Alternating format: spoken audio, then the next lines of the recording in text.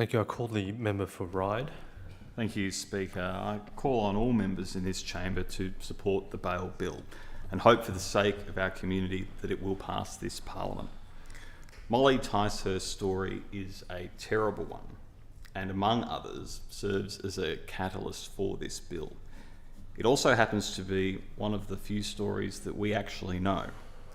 In addition to Ms Ticehurst's, I grieve for those whose stories we don't know, those who came and went without any acknowledgement of their suffering, those who continue to suffer silently today and remain at risk, those who continue to suffer whilst out of immediate harm's way through the trauma and after effects, and the perpetrators who I do not grieve but deplore, knowing their actions are still known only by themselves and their victims.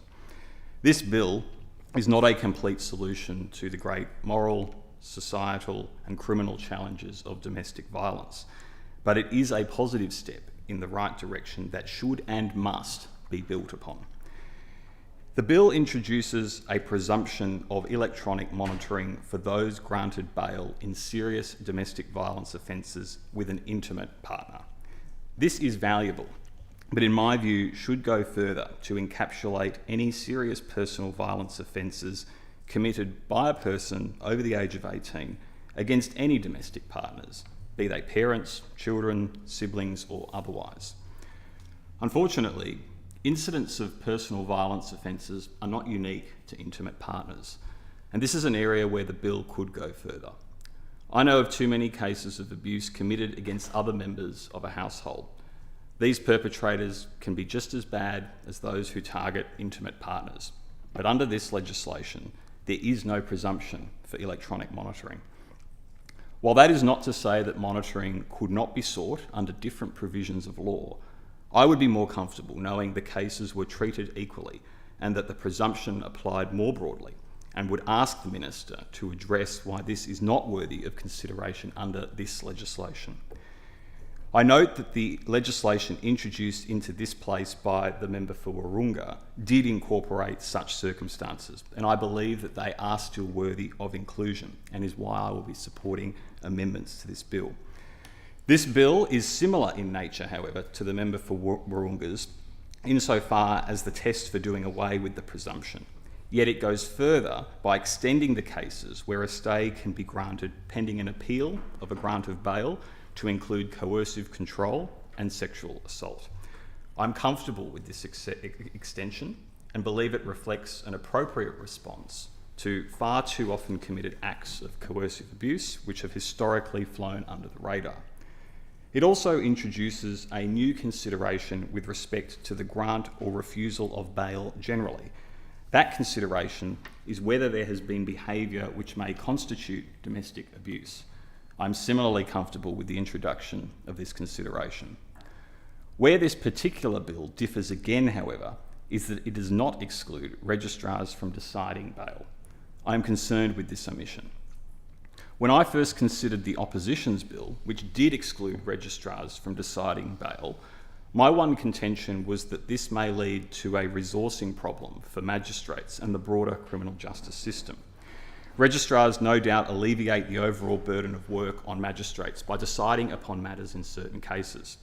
However, on balance, I do not believe that this is outweighed by the need to apply higher levels of scrutiny to bail for serious personal violence offences. I further believe the advent of audiovisual tools means that the magistrate's role is more accessible and efficiently applied across the state. My rationale for supporting amendments that exclude registrars from determining bail is twofold. One, it is an appropriate response to the innumerable reports of offences that keep occurring while people are on bail. While the factors leading to this increase in incidents while on bail cannot be linked directly to the role of the registrar, it similarly cannot be argued that their role is having a net positive impact. And secondly, personal violence offences represent a particularly egregious display of entitlement.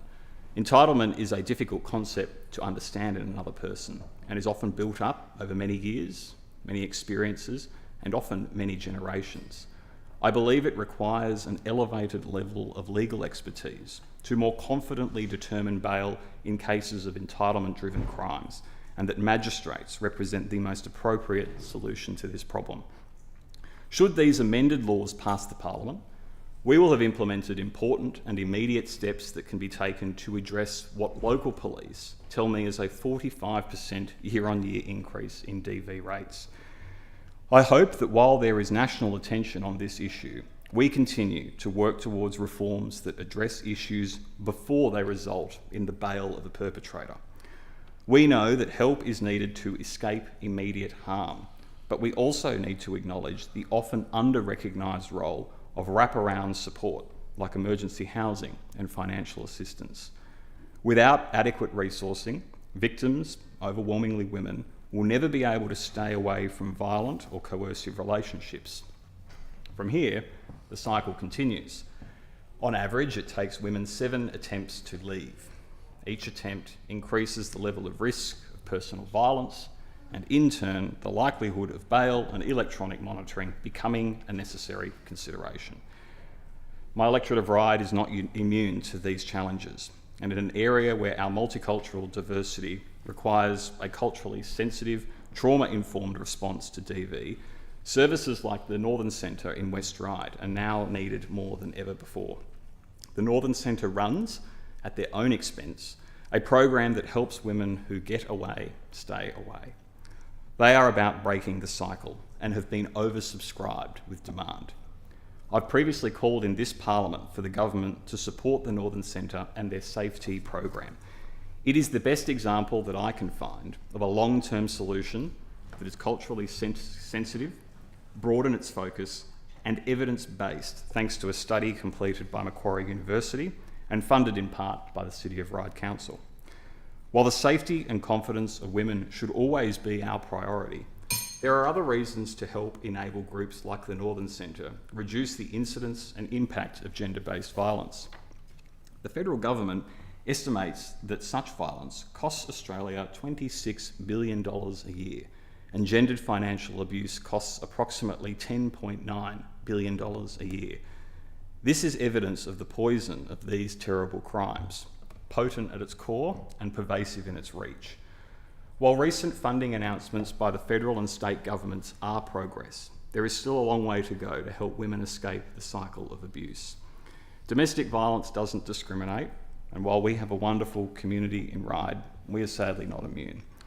We should strive for a society where the laws that we are here to debate today are never enacted. I support the bill, knowing that it is a small piece in a bigger puzzle, but urge the government to support our amendment. It would be the first significant occasion I can recall of this Parliament where we would have embraced bipartisan collaboration that moves the needle in the right direction.